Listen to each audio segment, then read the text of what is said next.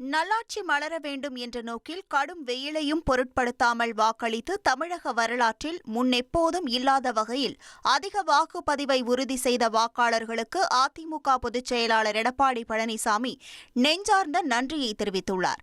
தேசிய ஜனநாயக கூட்டணியில் அங்கம் வகிக்கும் பாஜக, பாமக உள்ளிட்ட அனைத்து கூட்டணி கட்சி தலைவர்களுக்கும் நிர்வாகிகளுக்கும் தேர்தல் பிரச்சாரம் மேற்கொண்ட பிரதமர் மோடி மற்றும் மத்திய அமைச்சர்களுக்கும் அவர் தனது அறிக்கையில் நன்றி தெரிவித்துள்ளார்.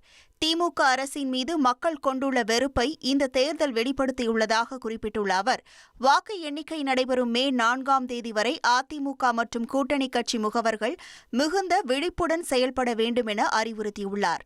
மக்கள் அளித்த தீர்ப்பு நிலைநாட்டப்படுவதையும் வெற்றிக்கனியை சிந்தாமல் சிதறாமல் அறுவடை செய்வதையும் உறுதி செய்ய வேண்டும் என்றும், திமுக மீண்டும் தலையெடுக்காமல் தடுத்து நிறுத்துவதே புரட்சித் தலைவர் மற்றும் புரட்சித் தலைவிக்கு நாம் செலுத்தும் நன்றிக்கடன் என்றும் அவர் தனது அறிக்கையில் தொண்டர்களுக்கு கட்டளையிட்டுள்ளார்.